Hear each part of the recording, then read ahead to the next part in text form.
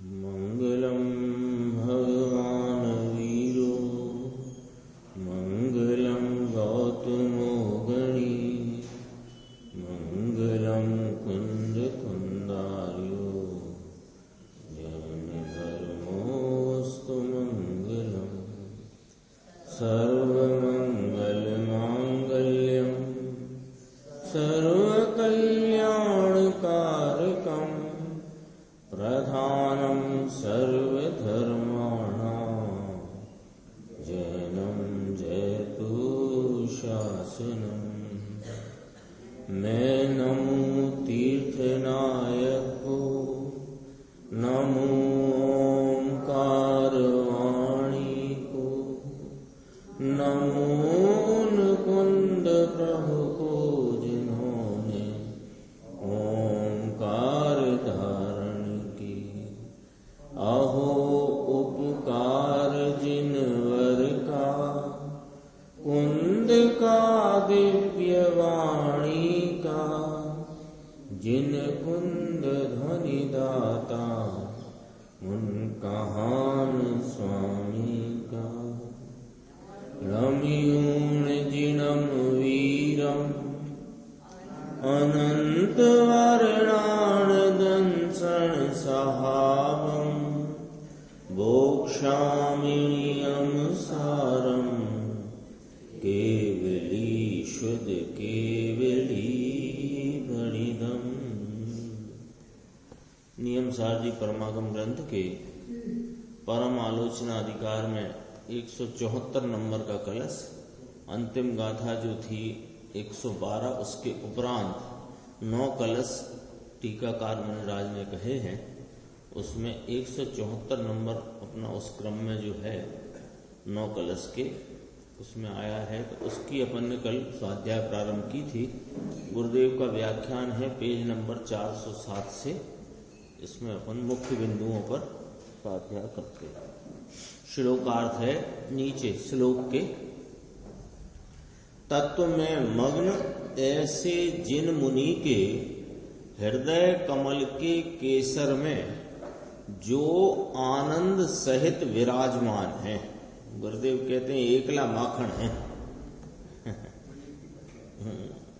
अंदर में तत्व में जो मग्न है, चैतन्य तत्व ध्रुव अनंत गुण से एक रूप, ऐसे तत्व में जो मग्न है, ऐसे जिन मुनि, ऐसा लिया जिन मुनि जो तत्व में मग्न है। कैसा तत्व के चैतन्य तत्व ध्रुव अनंत गुण से एक रूप यानी अभेद, ऐसे तत्व में जो मग्न है, ऐसे जिन मुनि के हृदय कमल के केसर में जो आनंद सहित विराजमान है। केसर जैसे फूल में होती है, ऐसे यह प्रकट आनंद की दशा सहित विराजते हैं। तत्व में मग्न ऐसे जिन मुनि, ये कोई मुनि क्रिया करते हैं या कि महाव्रत पालते हैं, ये नहीं। महाव्रत पालना मुनिपना नहीं है ना। अपने निज तत्व में उस तत्व की व्याख्या करी। चैतन्य तत्व ध्रुव अनंत गुण से एक रूप, ऐसा अभेद उसमें जो मग्न रहे, ये मुनि है। ऐसे जिन मुनि के हृदय कमल के केसर में जो आनंद सहित विराजमान है। जैसे कमल में केसर बाहर आती है, ऐसे इस हृदय में यानी वर्तते हुए उपयोग में भगवान आत्मा आनंद सहित बाहर आता है। इसकी दृष्टि करते, इसका आदर करते अतीन्द्रिय आनंद के केसर सहित बाहर आता है। कैसे बाहर आता है, क्या बाहर आता है? तो कहा शक्ति रूप से रहा है, ऐसा ही नहीं, शक्ति रूप से रहा है जो अनादि से वह उसकी दृष्टि करते उपयोग परिणति पर्याय में आनंद के साथ बाहर आता है। बाहर आता है माने प्रकट होता है पर्याय। तत्व में अंतर एकाग्र होते अंतर के आनंद का, ये केसर शब्द जो लिया ना मुनिराज ने, ये अतीन्द्रिय आनंद का उपमा रूप है। ये केसर जैसे कमल में केसर होती है, ऐसे आत्मा में आनंद सहित यह आत्मा बाहर आता है। आनंद सहित आत्मा बाहर आता। आत्मा कहते अनंत गुणों के निर्मल भाव बाहर आते हैं आनंद सहित। आनंद मुख्य है, जो स्वरूप का आलम्बन लेते प्रकट होती दशा में अनंत गुणों की निर्मल दशा की जो व्यक्तता पर्याय में होती है, उसमें आनंद महाराजा है, वो मुख्य है।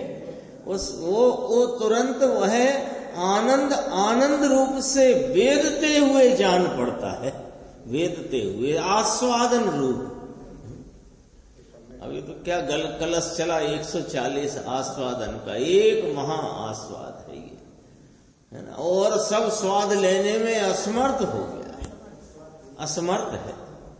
रंग राग भेद के स्वाद लेने में असमर्थ हो गया है। देखो ऐसी बात, सबकी बात एक है। गुरुदेव क्या कहते हैं, कुंजी एक है। कुंजी छोकरा बोला था, सिद्ध प्रकाश है ना, सबकी कुंजी एक है, ऐसा बोला था। आत्मा की एक ही कुंजी है, कुंजी नाम चाबी के अंदर त्रिकाल स्वभाव तरफ जाना, बस ये ही चाबी है। ये चाबी लगाई तो मुक्तिपुरी का दरवाजा खुल गया, ये कहते हैं। देखो नीचे चलते हैं, एकदम नीचे। जो बाधा रहित है, जो विशुद्ध है, जो विशुद्ध है, सो कहते हैं गुरुदेव, विशुद्ध के अर्थ में तो शुभ भाव में भी लिया जाता है और शुद्ध में भी ऐसा अर्थ आता है। यहां शुद्ध के अर्थ में विशुद्ध है। विशुद्ध है यानी अकेला निर्मल शुद्ध है। जो अगला बोल विशुद्ध की बात करी तो विशुद्ध में अपने को ये बताया कि विशुद्ध भाव, विशुद्धि आदि जो शब्दों का प्रयोग है वो शुभ भाव के लिए भी किया जाता है। यहाँ विशुद्ध का अर्थ निर्मलता से है, निर्मल परिणमन। अब कहते हैं, जो कामदेव के बाणों की गहन दुर्वेद्य सेना को जला डालने के लिए कैसा है यह भगवान आत्मा, कि जो बाह्य की सुंदरता देखकर पांचों इंद्रिय के विषय अंदर ऐसी सुंदरता, शरीर की सुंदरता को देखकर जो काम उत्पन्न होता है, ऐसे काम बाण का तो यह आत्मा नाश कर डाले। और कोई रीति विधि नहीं है। एक ये तो शरीर की सुंदरता से उत्पन्न होती काम वासना, कामदेव के बाण प्रतीकात्मक कहे। बाकी तो पांचों ही इंद्रिय के जो कोई विषय हैं और उन विषयों को जानते, उनकी सुंदरता, उनकी कमनीयता, उनमें अच्छा लगना, ये सब काम के ही बाण है। कोई हो रसगुल्ला है, वो रसना इंद्रिय का विषय बनता है ना, उसका स्वाद आदि, उसमें अच्छा लगना ये भी काम का बाण है। पांचों इंद्रिय का लेना, स्पर्श की मुख्यता ली और सबके ही, चक्षु के हों के कर्ण के हों के रसना के हों, सब इंद्रियों के। कामदेव ले, अबे इसको देव कह दिया कामदेव के बाण। रूपाला कुछ शरीर देखे, रूपाली कोई चीज देखे, कोई चीज। रूपाली से अर्थ है सिर्फ चक्षु के संदर्भ से नहीं, जिस जिस इंद्रिय के, कर्ण के विषय हों कि चक्षु के हों, स्पर्श के हों, गंध सुगंध रूप हों कि रसना के विषय हों, कोई भी विषय ज्ञान में जानने में आते अंदर में घाव लग जाता है, ये ठीक है, ये चाहिए, वहां रुक जाता है, ये कामदेव का बाण है। कितनी विस्तृत व्याख्या होती है आचार्य परमात्मा के एक एक शब्द और एक एक वाक्य में, व्याख्या बहुत विस्तृत होती है। पांचों इंद्रिय तरफ की अनुकूल चीज को देखकर उसमें राग की उत्पत्ति करके अंदर रुक जाना, ये कामदेव का बाण है। यह है व्याख्या। पांचों ही इंद्रिय के कोई प्रकार के भी विषय हैं, उनको देखकर नाम ज्ञान के वे विषय बनते, उसमें उस काल में उत्पन्न होता जो राग और उस राग में रुक जाता है, ये राग बना रहे, ये विषय बना रहे, ये ठीक है, ये लाभ रूप है, ये कामदेव के बाण है। हाँ, तो प्रतिकूल की हटाने की वृत्ति है, वहां भी उसके विपरीत के प्रति का राग है, क्योंकि राग और द्वेष का जोड़ा चलता है।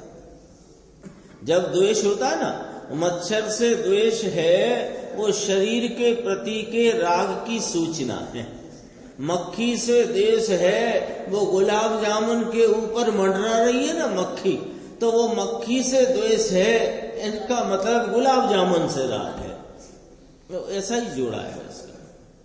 तो राग कहने से दोनों उसमें हो जाते हैं, और वो चाहे पांच इंद्रिय के विषय प्रशस्त होवे कि अप्रशस्त हो, उनके प्रति जो लक्ष्य जाने से वे ज्ञान में जानने में आए, जानने में आते, उनके प्रति राग होकर के ये विषय बना रहे, ये राग बना रहे, ये कामदेव का बाण है।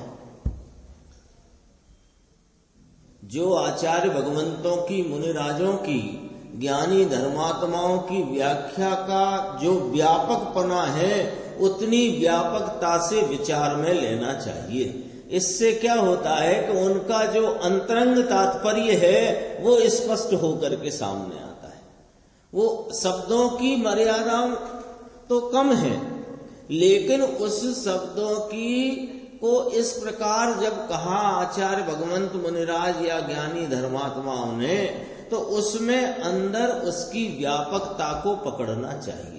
ये कहते हैं, ये चली ना चर्चा, तो राग की उत्पत्ति करके अंदर रुक जाना, ये कामदेव का बाण है। उसको ये हनन कर देता है। कौन? ये भगवान आत्मा। इसका आलम्बन लेने मात्र से वो सब इच्छाओं की जो ज्वाला है, पूजन में आता है ना इच्छाओं की ज्वाला, वो ज्वाला शांत हो जाती है। यानी भड़बड़ करके हड़हड़ करके जलता हो कुछ, तो बाल्टी दो बाल्टी पानी तो कुछ काम आता नहीं, वो फायर ब्रिगेड का प्रेशर भी काम आता नहीं, बड़ी मुश्किल से वो कंट्रोल होती है। लेकिन ये वाली जो इच्छाओं की ज्वाला है, एक भगवान आत्मा का एक समय का आलंबन होते ही शांत हो जाती है। क्या गजब है ये तत्व, कितना महत्वपूर्ण है, कितना महिमावान तत्व है। आगे चलते हैं। इसी कलश में एक बहुत अच्छा विषय लिया है गुरुदेव ने, अपन देखेंगे। इसके नीचे देखना, इसी पृष्ठ के नीचे, और जिसने शुद्ध ज्ञान रूप दीपक द्वारा, शुद्ध ज्ञान रूप दीपक द्वारा, शुद्ध सम्यक ज्ञान द्वारा, चैतन्य प्रकाश द्वारा अंदर के तत्व को पकड़ने से इसको चैतन्य का प्रकाश प्रकट हुआ है। चैतन्य स्वरूप अपना यह प्रकाशमान स्वरूप है। चैतन्य वस्तु यह ज्ञायक परमात्मा ये स्वयं स्वभाव से ही प्रकाशमान स्वरूप है। स्वयं पर प्रकाशक है कि नहीं?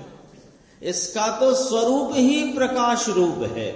तो जो ज्ञान की वर्तती उपयोग दशा जो इस चैतन्य स्वरूप का आलम्बन लेकर के इसको पकड़ती नाम उसमें लग जाती है, वहां चैतन्य का प्रकाश प्रकट हो जाता है और मिथ्यात्वादी रागादि अचेतन का अंधकार मिट जाता है।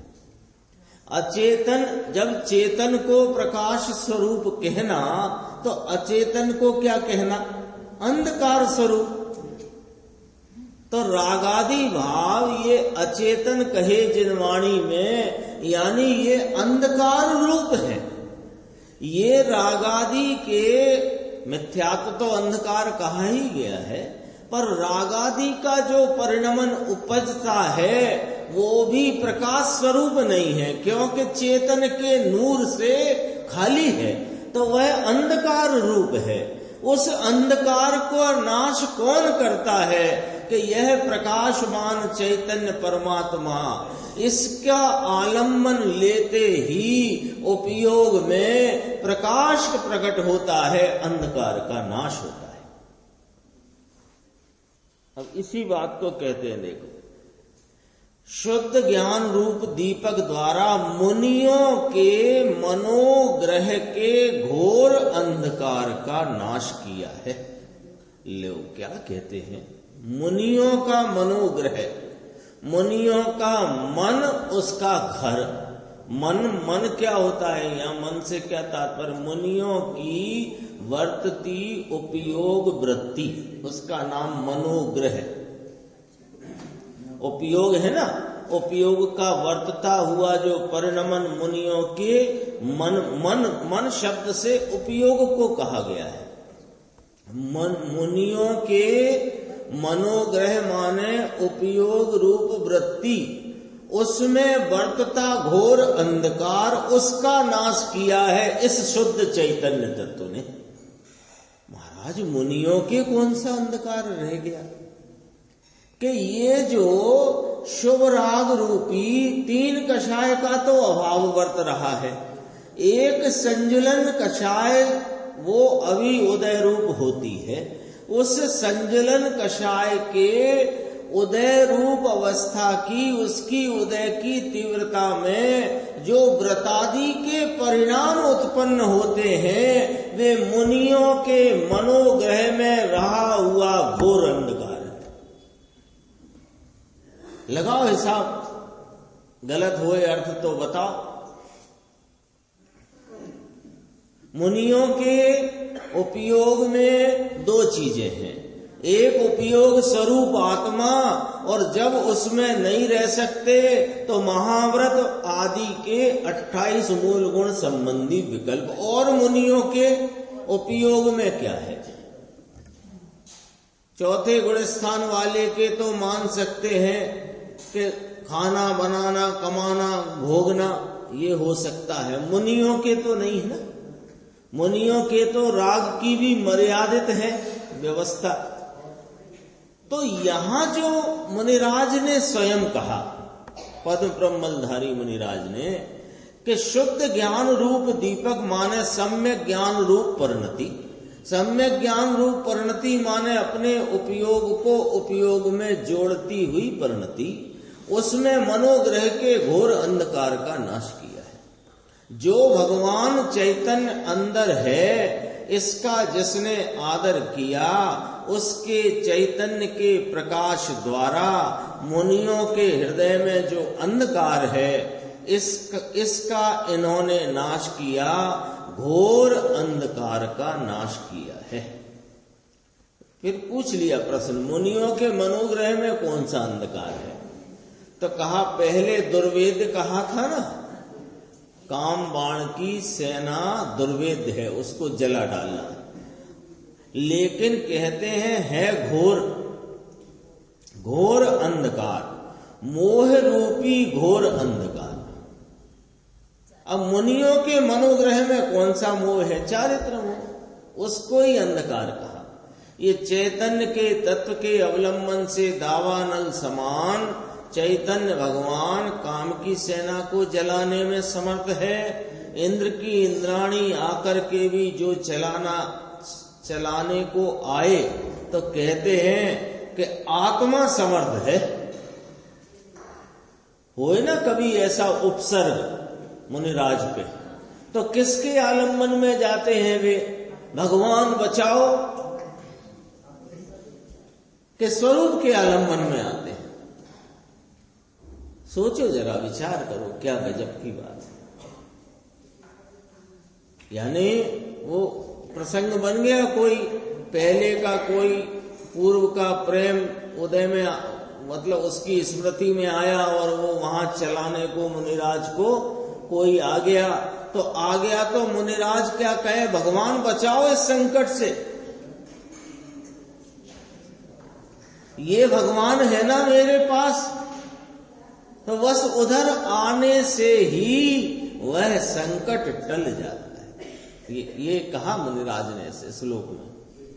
आगे देखना, नीचे इसी पेज जड़ की क्रिया तो आत्मा कर सकता नहीं, अंदर अशुद्ध परिणाम के राग आदि आते हैं, ये तो दुख और आकुलता है।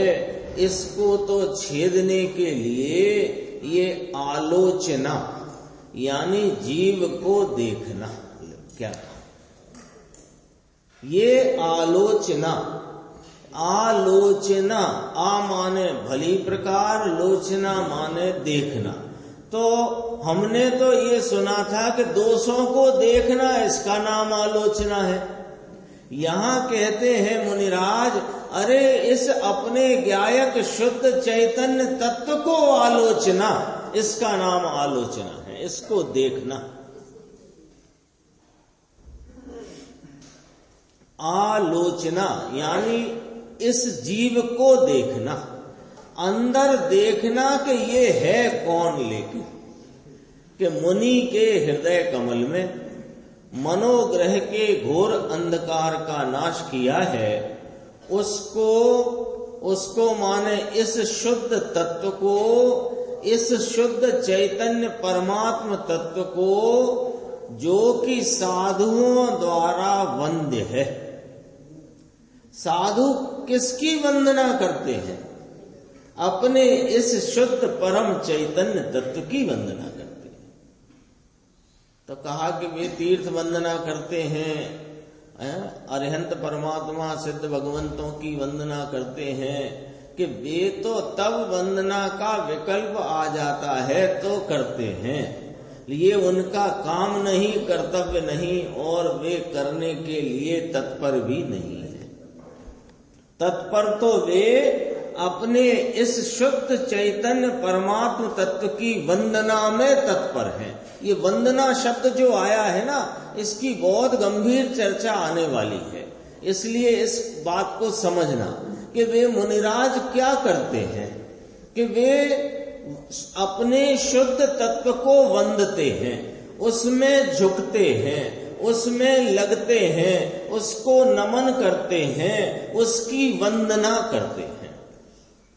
तो वो साधुओं के द्वारा वंद्य कौन है? यहां प्रश्न खड़ा हो गया कि एक यह शुद्ध चैतन्य परमात्म तत्व है, ये साधुओं द्वारा वंद्य है। और जन्मार्णव को उल्लंघन कर जाने में, संसार के भव करने के परिणाम से उल्लंघन कर गए हैं। यानी जिस भाव से भव मिले उस भाव से उल्लंघन हो गया है। भव किस भाव से मिलता है? राग भाव से। उस राग भाव का उल्लंघन कर दिया है। परिणति में उपजते राग का उल्लंघन करके अपने चैतन्य तत्व की वंदना में लगे हैं, वे मुनिराज हैं, वे आत्मा के आराधक हैं, वे मुक्ति मार्ग के राही हैं और शीघ्र ही मुक्ति पद को प्राप्त करने वाले हैं। मुनि कोई छोटा मोटा शब्द नहीं है। मुनि शब्द यानी जैसे सिद्ध भगवान को याद करते, सिद्ध भी 2 अक्षरों का शब्द है, मुनि भी 2 अक्षरों का शब्द है। तो वो जैसे सिद्ध कहते ही यहाँ अपने को परिपूर्ण भाव में विराजमान, अशरीरी परम सुख शांति में विराजमान भगवान दिखते हैं। ऐसे मुनि कहते ही यह अवस्था जो कि 3 कषाय चौकड़ी के अभाव रूप महावीतरागता की धारा, मुनि शब्द से ये चित्त में आना चाहिए। भगवान हमें नहीं देखते, मूर्ति देखना हो तो इनमें देख सकते। हाँ, चलते फिरते सिद्ध हैं ये। अरे क्या गजब का है मुनि का स्वरूप, कितना गजब है। जिस भाव से भव मिलता है उस भाव से वे मुनि उल्लंघन कर गए हैं। और उल्लंघन क्या कैसे किया? जैसे बीच में गड्ढा आया, उल्लंघन करके आगे गए, दलदल थी या कहीं थे, तो कोई स्थिर भूमि पर पहुंचे तभी तो साता पड़ी कि हाँ ठीक है। ऐसे अपने स्थिर तत्व को जिन्होंने इस राग आदि का उल्लंघन करके प्राप्त किया है, वह स्थिर, स्थायी, नित्य, नियत, एक, अभेद, शुद्ध तत्व, उसकी आराधना करते हैं। वह साधुओं द्वारा वंद है। ऐसी बात है। देखो 411 पेज। उस शुद्ध तत्व को मुनिराज पद्म प्रमलधारी देव कहते हैं, ऐसे तत्व को मैं वंदन करता हूं। मुनिराज कहते हैं ऐसे तत्व को, यह मेरा शुद्ध चैतन्य तत्व, नियत, स्थायी, एक जो भाव है, जो चैतन्य तत्व है, जिसके आलंबन में आते ही, है ना, अभी आया था कि वो द्वंद्वमय स्वाद को लेने में असमर्थ है। इसके स्वाद के आगे रंग राग भेद के स्वाद छूट गए हैं एक के आलंबन में। उस शुद्ध तत्व को मैं वंदन करता हूं। 5 परमेष्ठी को वंदन करता हूं, ये बात नहीं कही। करते तो हैं लेकिन कही नहीं। ये इसका क्या मतलब है? मुनिराज 5 परमेष्ठी को वंदन करते हैं ना। गणधर परमात्मा नमोकार मंत्र के द्वारा 5 परमेष्ठी को वंदन करते हैं कि नहीं करते? तो करते तो है पर कही नहीं। इसका मतलब समझो। इसका मतलब ये है कि करना चाहिए है, ऐसा नहीं होने से क्या कहना। होता है वो तो, और कमजोरी में होता है, पुरुषार्थ में होता तो कह देते। पुरुषार्थ से तो मैं इस शुद्ध तत्व को वंदन करता हूं, क्योंकि ये तो विकल्प है, इसकी बात क्या कहना। ऐसे तत्व को, उस शुद्ध तत्व को, जो तत्व में मोह को नाश करने की ताकत है। ये किसकी महिमा चल रही है पवन जी भाई साहब? मुनिराज की चल रही है कि मुनिराज जिस तत्व के आलंबन से अपनी परिणति में वीतरागता के झरने में बह रहे हैं, उस तत्व की महिमा चल रही है। अरे ये तो मुनि इस प्रगट तत्व की प्रगट महिमा में वर्तते हैं। ऐसी मुनिराज की बात कह करके वास्तव में महिमा तो इस चैतन्य परमात्मा की कही जा रही है। जिस तत्व में मोह का नाश करने की ताकत है, यानी अनादि का दर्शन मोहिनी, चारित्र मोहिनी, कोड़ा कोड़ी, फोड़ा फोड़ी सब तुम्हें जितने याद हो, सबका एक समय मात्र में कल्याण कर दे, हटो। बहुत गिनती में तो बहुत लंबा चौड़ा हिसाब किताब है, लेकिन यहां कहते हैं वो गिनती में रह गई। यहां तो एक समयांतर में बहिर्मुखता छोड़कर इस चैतन्य परमात्मा की सन्मुखता करी। इस चैतन्य परमात्मा में सबका नाश, मोह का नाश करने की ताकत है। मोहनो नाश करवानी ताकत है। दुर्वेद्य होने पर भी जिसको भेद डाले ऐसी ताकत है। राग आदि भेद करना, उसको नाश करना दुर्वेद्य है। इसको जला डालने में समर्थ है कौन? ये मैं। ऐसा जो तत्व, ऐसे तत्व को मैं वंदता हूं, इसको मैं वंदन करता हूं। ऐसी भाषा से कहते हैं, इसका नाम है आलोचना। परम आलोचना अधिकार चलता है। अगम्य गम्य की बातें हैं ये, अलग मलग की नहीं।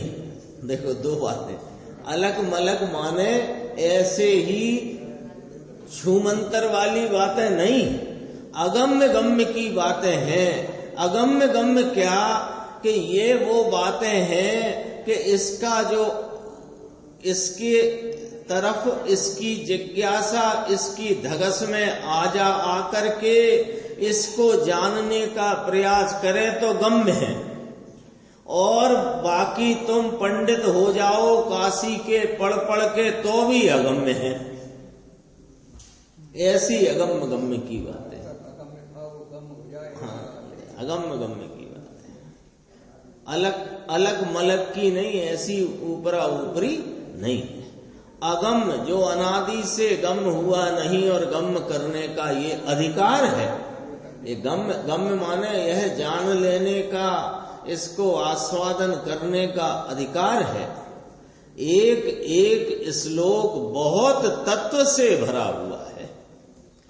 ऐसे उस शुद्ध तत्व को, यानी जो साधु द्वारा वंद है, जन्मार्णव को उल्लंघन कर जाने में नौका रूप है, जो मुनियों के मनोग्रह के घोर अंधकार को नाश करने में समर्थ है, ऐसा जो शुद्ध तत्व, उसको मैं वंदन करता हूं। ऐसा मार्ग है। ये देखो अभी प्रश्न आया, ये थोड़ा समझने का है, समय है अपने पास। मुमुक्षु ने कहा आत्मा तो अकर्ता है। अब अकर्ता से आप क्यों कह रहे हो कि बंधन करता हूं, बंधन करता हूं? आत्मा तो अकर्ता है ना। क्यों अकर्ता है? ज्ञाता है। तो ज्ञाता कैसे करता होए? ये न्याय है ना। तो ये आत्मा अकर्ता है, तो अकर्ता कैसे? ये मैं अपने शुद्ध तत्व को वंदन करता हूं, मैं अपने शुद्ध तत्व चैतन्य तत्व को वंदन करता हूं, ये वाली बात कैसे कह रहे हो आप? आत्मा तो अकर्ता है साहिब। ये प्रश्न है, इसमें गंभीर जवाब है और बहुत शांति से समझना और थोड़ा चेष्टा करके समझना है। देखो चेष्टा करना समझने की। ऐसे कई बार ऐसा होता है, इसलिए कह देते हैं, कई बार ऐसा होता है कि बात पकड़ में आ रही है तो अच्छी बात है, और पकड़ में आने से थोड़ी सी स्लिप होने लगी तो जाने दो। तो वो ना करना, बहुत शांति से समझना। उत्तर पूज्य गुरुदेव श्री उत्तर फरमाते हैं, करता है और अकर्ता है, दोनों है। जीजाजी साहब पुस्तक देखना जरा, करता है पुस्तक में देखना, बहुत गंभीर है चर्चा। करता है और अकर्ता है, दोनों है। क्या अपेक्षा ली राग का अकर्ता है और स्वरूप की पर्याय का कर्ता है। अभी इतनी बात, फिर आगे बढ़ेगी बात। पहले उसने प्रश्न किया, आप बड़ी देर से कह रहे हो मैं अपने शुद्ध तत्व को वंदन करता हूँ, मैं अपने शुद्ध तत्व को वंदन करता हूँ, तो साहेब आत्मा तो अकर्ता है। तो कहा पहले आत्मा करता है और आत्मा अकर्ता है, दोनों है आत्मा। कैसे कि रागादि भावों का अकर्ता है और स्वरूप की पर्याय का, ज्ञान दर्शन सुख आनंद वीर का करता है, अपने निर्मल भाव का करता है। इतनी बात। अब आगे बढ़ेगी बात। और एक न्याय से तो शुद्ध पर्याय का भी करता नहीं।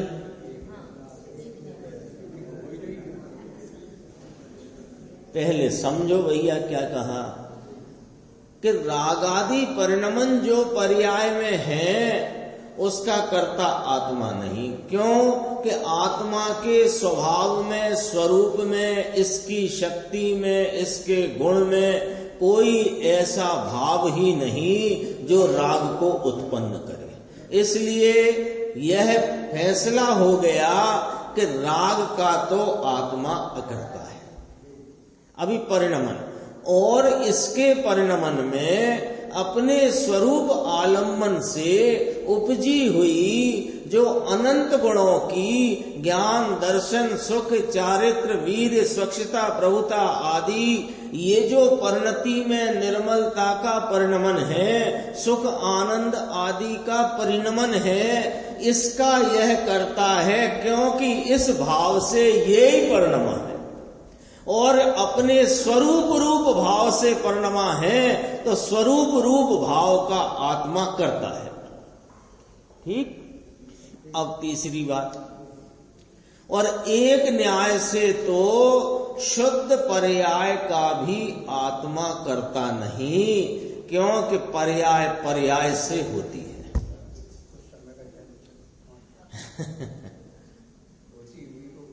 पर्याय पर्याय से होती है, पर्याय द्रव्य से नहीं होती है। क्यों? अब ये दो भेद क्यों?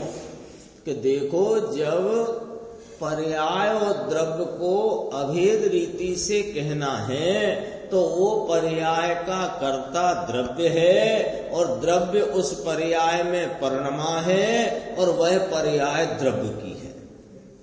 लेकिन जब पर्याय को पर्याय देखें और द्रव्य को द्रव्य देखें तो द्रव्य को द्रव्य देखने पर द्रव्य तो परिणमे ऐसा है ही नहीं,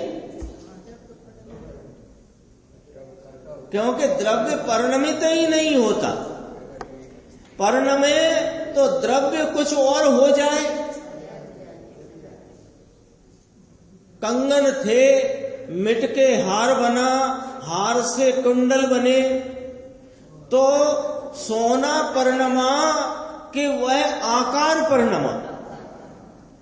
अब इस बात को सोने से अभेद रखकर देखें तो सोना ही कुंडल रूप हुआ, सोना ही हार रूप हुआ, सोना ही कड़े रूप हुआ, कंगन रूप जो कहो। अब सोने को और आकार को भिन्न भिन्न देखो तो सोना परिणमित ही नहीं हुआ, चांदी हो गया, तांबा हो गया। सोना परिणमित नहीं हुआ, उसका आकार परिणमित हुआ है। क्या किया? वो ही सोना है और वे ही आकार हैं। उनको देखने की और कहने की बात का फर्क पड़ा। सोना और उसके आकार को अभेद रीति से देखें तो हर आकार में सोना ही परिणमा है, और आकार को और सोने को अलग अलग देखें तो आकार का कर्ता आकार है, सोना नहीं, क्योंकि सोना तो सोने रूप रहा है। ऐसे करके शुद्ध पर्याय का भी कर्ता नहीं, पर्याय पर्याय से होती है। यहां एक साथ अभेद करके समझाना है ना, द्रव्य पर्याय को अभेद लेकर समझाना। ऐसा कर दे कि आत्मा पर्याय को छेदी ना कहे। आत्मा अब अभेद लेना, पर्याय और द्रव्य को अभेद रीति से कहते हैं। क्या कहते हैं कि आत्मा पर्याय को माने राग आदि विकार को छेद देती है, छेद डालती है। ये राग के लिए बात कही गई है। ये कहा राग आदि भावों को, विकार को, अंधकार को, मिथ्यात्व को छेद देता है। कौन? आत्मा। ये पर्याय द्रव्य को अभेद लेकर कथन किया। फिर कहते हैं निर्मल पर्याय को छेद देती है, ऐसा नहीं है तो प्रश्नवाचक लगा के कहा।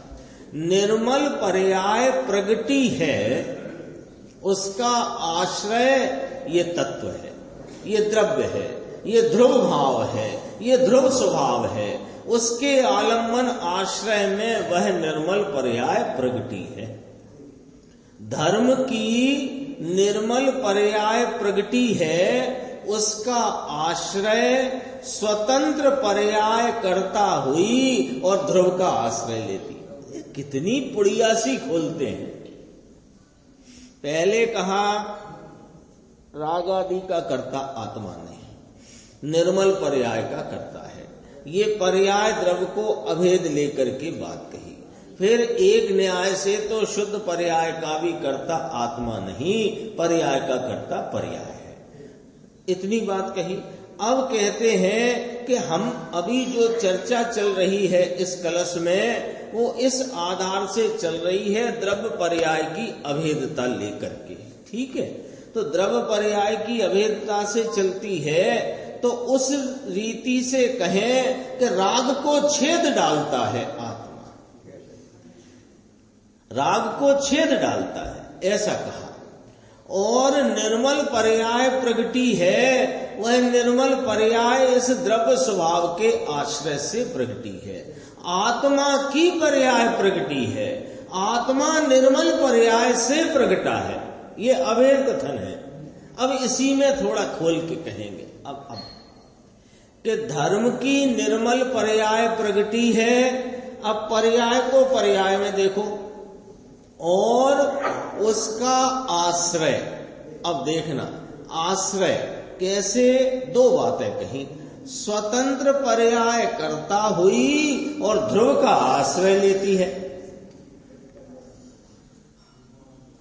तीन बातें कही थी।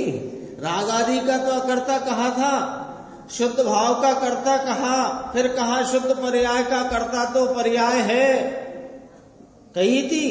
तो अब उसमें ही समझो बात को कि वो धर्म की जो निर्मल पर्याय प्रगति है, वो पर्याय को उस पर्याय के कर्तापने देखो तो वह पर्याय स्वतंत्र पर्याय रूप कर्ता होकर के उपजी है।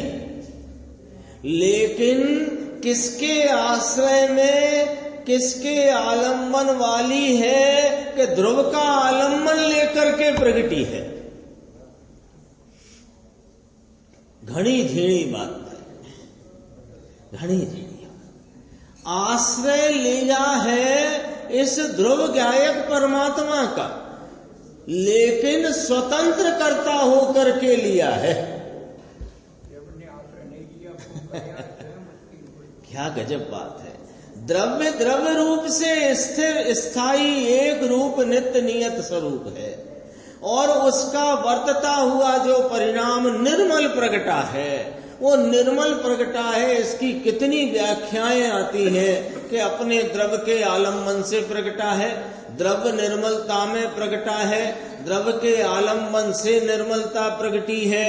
निर्मल परिणाम यानी परिणाम ने जब द्रव्य का आलम्बन लिया तो निर्मल भाव से प्रगटा है। अनेक प्रकार के कथन आते हैं, लेकिन ये देखो जरा क्या कहा कि निर्मल पर्याय धर्म की प्रगति है, उसका कर्तापना देखो तो वो पर्याय स्वयं अपने स्वतंत्र कर्तापने से वहां पर उपजी है। तो वो उपजी है तो अधर में उपजी है, किसके आलम्बन में उपजी है कि इस ध्रुव स्वभाव का आश्रय लेती है तो उपजी। फिर कहते हैं घनी झीणी बात भाई, इससे पर्याय भी स्वतंत्र है। निर्मल जो पर्याय है वह स्वतंत्र है। निर्मल पर्याय स्वतंत्रपने उपजी है। निर्मल पर्याय अपने स्वरूप का वंदन करते उपजी है। वो जो वंदन आया था ना, अब उसका यहां पर बात आएगी। स्वरूप का वंदन करते उपजी है। अब देखो क्या कहते हैं, अरे ये पर्याय पर्याय का वंदन करती है, पर्याय ध्रुव को वंदन करती है, वंदन करती है तो दोनों को। ये क्या कहा, ये अभी तो कहते हैं पर्याय पर्याय का आश्रय छोड़कर ध्रुव का आश्रय लेती। आश्रय लेने की तरफ से बात ऐसी ही है, पर्याय पर्याय का आश्रय नहीं लेती। पर्याय द्रव्य स्वभाव का एक रूपता ध्रुवता का आश्रय लेती है। पर बंधती है का अर्थ यहां किया, इसका हिंदी भी देखना, वहां अर्थ नहीं किया। बांधे छे तो बांधे ही लिखा है वहां, पर ये नीचे मिल गया इसका अर्थ, इसी में पढ़ेंगे तो अर्थ मिल जाता है। देखो निर्मल पर्याय पर्याय को वंदन करती, बांधे छे तो पर्याय पर्याय को बांधे छे माने पर्याय स्वरूप की तरफ वंदन करती हुई स्वतंत्र उत्पन्न होती है। और वो पर्याय किस प्रकार उत्पन्न हुई है कि ध्रुव को वंदन करती उत्पन्न हुई है। तो बांध बंधन है दोनों को माने वो पर्याय का कर्ता भाव पर्याय में ही है, और उस पर्याय में द्रव्य परिणमित हुआ है। दोनों बातें आई हैं, लेकिन ध्रुवता छोड़ दी है द्रव्य ने, ये नहीं कहना है। हाँ, तो इसलिए देखो पर्याय पर्याय को वंदन करती है, पर्याय ध्रुव को वंदन करती है दोनों को। कैसे कि स्वयं स्वतंत्र कर्ता होकर के पर्याय पर्याय को वंदती है, और जिसका आलम्बन लिया है ध्रुव स्वभाव का सो उसको वंदन करती है। ठीक है, ये क्या एक ही पैराग्राफ में दोनों बात बताना है कि द्रव्य पर्याय की अभेदता भी और द्रव्य पर्याय की भिन्नता भी और पर्याय के परिणमन की स्वतंत्रता भी और द्रव्य स्वभाव का एक रूप रहना भी। एक साथ इतनी बातें हैं। देखो पर्याय पर्याय को वंदती है, पर्याय ध्रुव को वंदती है तो दोनों को। अब नीचे अर्थ जाएगा, दोनों का आदर है। ध्रुव का आदर है और ध्रुव के आदर से प्रगटी हुई दशा का भी आदर है। ऐसी बात आती है तो लोगों को ऐसा हो जाता है कि अकेली निश्चय की बात है, वहां तो निश्चय की बात करते हैं सोनगढ़ में, लेकिन बापू निश्चय माने के सत्य। ये इस बात में क्या बुराई है निर्देश बाबू, कोई अपन से ये कहे कि वहां स्वाध्याय मंदिर जाओ तो वे तो सच्ची सच्ची बातें करते हैं, तो इसमें क्या घबराने की बात। सच्ची सच्ची कहते, कभी झूठी बातें ही नहीं कहते, कभी झूठ का कोई काम ही नहीं है, तो इसमें क्या बुराई है। निश्चय की बात करते हैं माने सच्ची सच्ची बातें करते, यही तो कहा। निश्चय यानी सत्य, निश्चय यानी सच्चा, व्यवहार माने आरोपित। ऐसे सत्य को प्रभु तुमने सुना नहीं। ये 174 पूरा हुआ।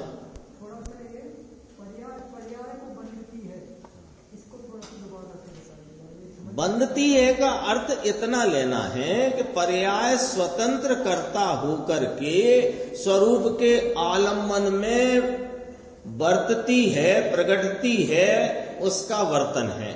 और किसका आलम्बन है कि ध्रुव का आलम्बन है। तो एक साथ दोनों बातें कहना है गुरुदेव श्री को यहाँ कि पर्याय स्वतंत्र कर्ता होकर के उसका वंदती है। तो इसमें आगे लिया निर्मल पर्याय का भी आदर है।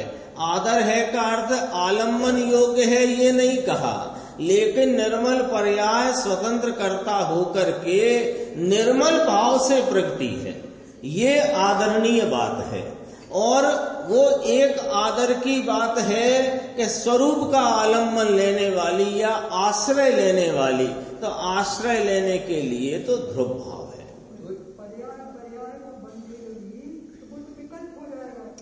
वो आप फिर बताता हूं, यहाँ बंधने का अर्थ आलम्बन लेना नहीं है।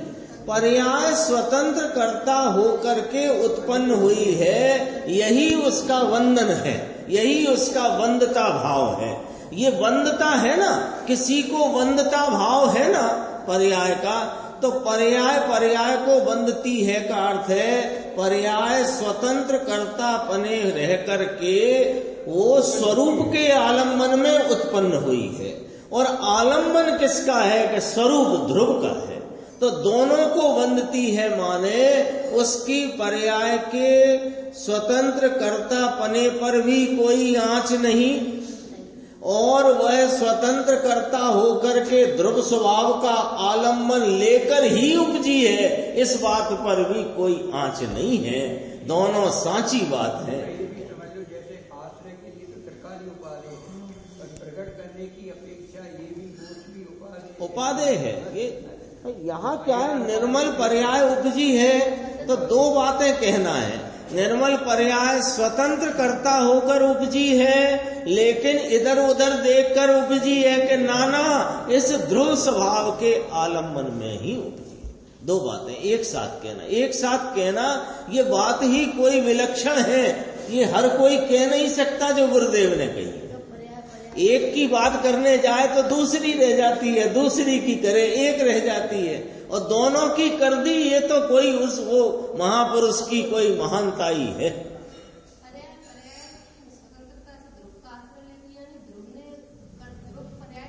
ध्रुव विषय रूप रहा और पर्याय उसका आश्रय लेते स्वतंत्र प्रकट हुई, इसका नाम पर्याय स्वतंत्र कर्ता होकर के आश्रय लेती है। हाँ, स्वरूप पर्याय का करता है, स्वरूप पर्याय का करता जो हुई ना, तो आश्रय स्वरूप का लिखा है ऊपर जो प्रेफेस है ना, उसमें कहा था राग का तो करता है, और स्वरूप पर्याय हाँ, स्वरूप की पर्याय का, स्वरूप की पर्याय माने स्वरूप के आलम्बन में उपजने वाली निर्मल पर्याय है। तो निर्मल पर्यायों का कर्ता तो आत्मा नक्की किया, और रागादि का कर्ता आत्मा नहीं, क्योंकि रागादि करे ऐसा आत्मा का स्वभाव ही नहीं। अपन ने शुरू में ही बात करी थी। हाँ, तो एक तरफ कर्ता कहा, एक तरफ अकर्ता कहा। तो मैंने कहा था ना, इतनी बात पहले रख लो, फिर आगे बात बढ़ाएंगे। कर्ता कैसे, अपने निर्मल भावों का कर्ता और रागादि मिथ्यात्वादि भावों का अकर्ता है, क्योंकि वो काम करे ऐसा वस्तु के अंदर स्वभाव शक्ति और गुण ही नहीं। अब कहते हैं कि शुद्ध पर्याय का भी कर्ता नहीं। अब पर्याय का कर्ता पर्याय है, ये बात भी समझाई, और पर्याय द्रव्य स्वभाव के आलम्बन में उपजी है, ये बात भी समझाई। और द्रव्य पर्याय को अभेद लेकर के देखो तो द्रव्य पर्याय में परिणमा है, और पर्याय द्रव्य के भेद से देखो तो पर्याय पर्याय में परिणमी है, किंतु आलम्बन द्रव्य का है। एक साथ इतनी बात करें। शुद्ध स्वरूपी अविनाशी